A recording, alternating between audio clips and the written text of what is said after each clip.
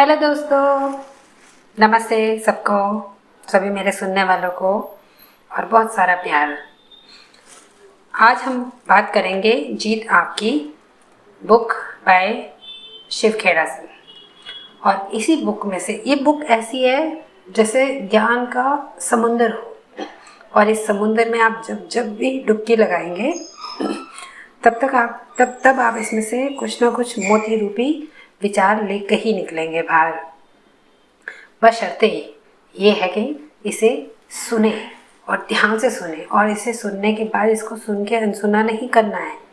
ये नहीं कि सुन लिया और बस हो गया, इस पे विचार करना है। वो कहते हैं ना कि समझदार को तो इशारा ही काफ़ी है, और मूर्ख के आगे ढोल भी बजा लो तो उसे फ़र्क नहीं पड़ता। वैसा ही कुछ लोगों के साथ होता है। सब लोग आज अलग अलग तरीके की वीडियो बना भी रहे हैं और लोग सुनने वाले सुन भी रहे हैं, पर इतना कुछ होने के बावजूद भी अगर जीवन में अंतर नहीं आया तो इसे सुनने का कोई फ़ायदा नहीं है। उसे सुने, उस पर विचार करें, उस पर मंथन करें। कुछ कहा जा रहा है तो उसके लिए अपने कान खड़े करें और उसको विचार करके मंथन करके अपने जीवन में उतारें। आप अपनी परेशानी के लिए हज़ारों डॉक्टरों के पास जाते हैं और वहाँ से दवाइयाँ लेके आते हैं, पर क्या हो अगर आप उस दवाई को खाए ना, तो आपकी बीमारी कभी ठीक नहीं हो सकती। वैसे ही विचार होते हैं। विचार तो बहुत है, शर्त ये होती है कि उन विचारों को अपने अंदर उतारा जाए, तभी वो कुछ काम कर पाते हैं, तभी वो आपके जीवन में बदलाव ला पाते हैं। तो आज हम बात करेंगे शिव खेड़ा साहब की इस किताब में से एक बहुत सुंदर इनकी स्टोरी है, बहुत सुंदर स्टोरी है। एक छोटा बच्चा अपनी माँ से नाराज होकर चिल्लाने लगा, मैं तुमसे नफरत करता हूँ। उसके बाद वह फटकारे जाने के डर से घर से भाग गया। वह पहाड़ियों के पास जाके चीखने लगा, मैं तुमसे नफरत करता हूँ, मैं तुमसे नफरत करता हूँ, मैं तुमसे नफरत करता हूँ। और वही आवाज़ गूंजी सामने से, वही उन पहाड़ियों में से आवाज़ गूंजी कि मैं तुमसे नफरत करता हूँ, मैं तुमसे नफरत करता हूँ, मैं तुमसे नफरत करता हूँ। उसने ज़िंदगी में पहली बार कोई गूंज सुनी थी। वह डर कर बचाव के लिए अपनी माँ के पास भागा और बोला, घाटी में एक बहुत बुरा बच्चा है जो चिल्लाता है, मैं तुमसे नफरत करता हूँ, मैं तुमसे नफरत करता हूँ, मैं तुमसे नफरत करता हूँ। उस बच्चे की माँ सारी बात समझ गई और उसने अपने बेटे से कहा, वह पहाड़ी पर जाकर चिल्लाकर कहे, मैं तुम्हें प्यार करता हूँ, मैं तुम्हें प्यार करता हूँ, मैं तुम्हें प्यार करता हूँ। छोटा बच्चा वहाँ गया और चिल्लाया, मैं तुम्हें प्यार करता हूँ, मैं तुम्हें प्यार करता हूँ, मैं तुम्हें प्यार करता हूँ। और वही आवाज़ गूंजी। इस घटना से बच्चे को एक सीख मिली, हमारा जीवन एक गूंज की तरह है, हमें वही वापस मिलता है जो हम देते हैं। ये एक ऐसी बात है जिसे कोई इंसान अगर सीरियसली समझ जाए अपनी ज़िंदगी में, कि यहाँ इस प्रकृति में हम जो भी देंगे वो हमें रिटर्न में दुगना होकर ही मिलेगा। सारे ग्रंथ, सारी किताबें सब इस बात को कहती है कि आपने जो कुछ भी दिया है वो आपको रिटर्न होकर ही मिलेगा। अब वो दिया कैसे? दिखावटी देने का नहीं कि आप लोगों को दिखा कर दे रहे हैं, अपने अंतर मन से। अपने अंतर मन से अगर आपने किसी के साथ धोखा किया है तो बदले में आपके साथ बार बार धोखे होते रहेंगे। अगर आपने किसी की मदद की है तो हर जगह आपको भी मदद मिलेगी। अगर आपने किसी का बुरा चाहा है तो आपके साथ भी बुरा ही होगा। अगर आपने किसी का दिल दुखाया है तो आपका दिल भी बार बार दुखेगा, क्योंकि यहाँ ये एक लॉ है, एक नियम है कि जो आप दोगे वो आपको बदले में डबल होके मिलेगा। तो जब डबल होके मिलना ही है तो फिर अच्छा क्यों ना दिया जाए? कुछ अच्छा जो हमें पाना है, इसलिए नहीं कि हमें पाना है इसलिए हम देंगे, तब तो वो काम ही नहीं करता। अगर हम ये सोच के दें कि मैं किसी को 2 रुपये दूंगा बदले में वो मुझे 4 रुपये वापस आ जाएंगे, तो ऐसी सोच के साथ ये काम कभी नहीं होता। उल्टा वो आपके 2 रुपये भी चले जाएंगे।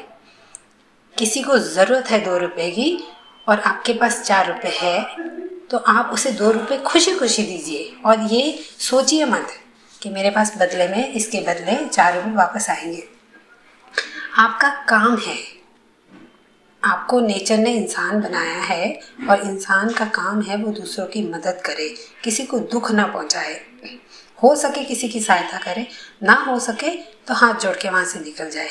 पर पहली कोशिश हमेशा यही होनी चाहिए। क्यों, ईश्वर ने जब मनुष्य को बनाया है तो उसमें इतनी काबिलियत दी है कि वो दूसरे की सहायता कर सके। कोई भी शख्स इतना गरीब नहीं है कि दूसरे की मदद ना कर सके।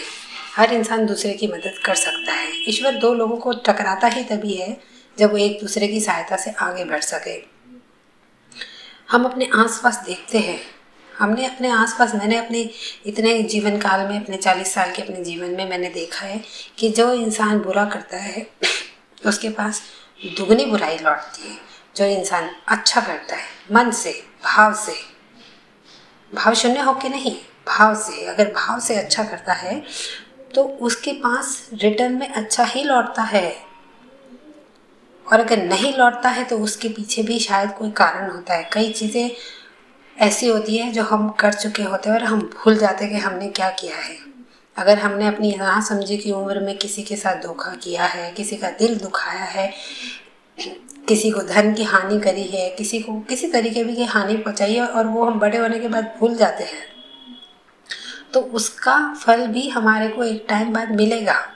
जैसे अगर बच्चे ने बचपन में गलती से कहीं पर आम क्या गुठली बो दी है या कहीं पे गलती से कैक्टस के पौधे को लगा दिया है तो वो बच्चा भूल जाएगा, पर वो पेड़, वो पौधा तो एक दिन पेड़ बनेगा और उसका फल वो देगा ही देगा। और उसका फल उस बच्चे के पास किसी न किसी रूप में पहुंच ही जाएगा, चाहे वो भूल जाए चाहे ना भूले।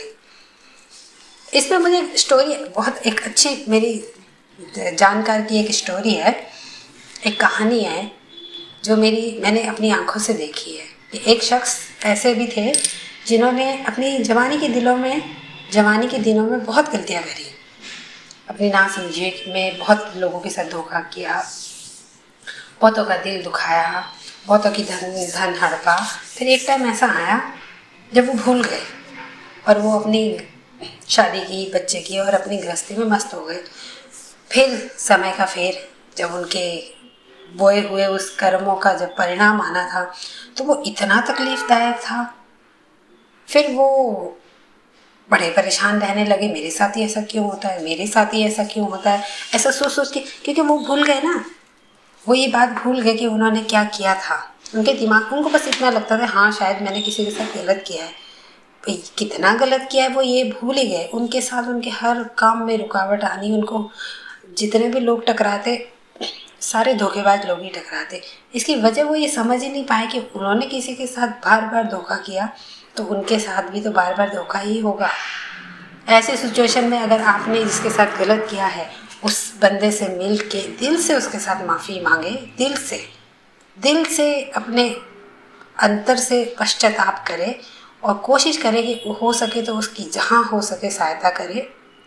क्या पता ऊपर वाला आपके प्रायश्चित को देखकर आपको माफ़ कर दे। पर अगर आप दिखावटी रूप में करेंगे तो उसका रिजल्ट तो ज़ीरो ही होगा।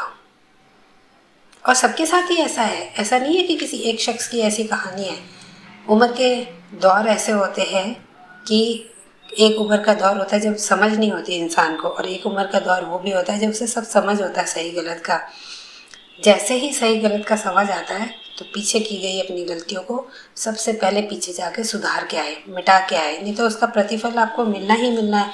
और अगर प्रतिफल मिल रहा है तो उसे भी एक्सेप्ट करें, उसे स्वीकार करें कि हाँ कहीं ना कहीं कुछ ना कुछ मिस्टेक हुई है जिसका रिजल्ट मेरे पास ये आ रहा है। लोग ये कहते हैं कि मुझे ही क्यों चुना गया, मैं ही क्यों बुरा हूँ, मेरे साथ ही ऐसा क्यों होता है, मेरी ही किस्मत खराब है, मेरा ही भाग्य खराब है, मेरे पे किसी ने कुछ करा दिया है। ये सब ऐसा कुछ नहीं होता है। आप अपने भाग्य निर्माता खुद है। आप अपने कर्मों की, जैसे ही आप जन्म लेते हैं और जब आप 10 वर्ष की आयु में पहुंचते हैं तो आपको एक कॉपी दे दी जाती है जिस पे आप जो जो लिखेंगे वो आपको मिलता जाएगा। ये जीवन रूपी कॉपी है। 10 साल के बच्चे को सही गलत सब पता होता है, उसके माँ बाप उसे सही गलत समझा रहे होते हैं और उसे समझना भी चाहिए। अगर वो नहीं समझता है तो ये उसकी गलती है, तो फिर आगे जाके वो जो उसको मिलने वाला है उसके लिए उसे तैयार रहना चाहिए। तो हमारे आज का ये लेसन था, जीवन एक गूंज है, जो आप दोगे वही गूंज के आपके पास वापस आएगा। उम्मीद करती हूँ कि आप लोग इस पे गौर करेंगे, इसे अपने जीवन में उतारेंगे और हंसते रहेंगे, मुस्कुराते रहेंगे। धन्यवाद।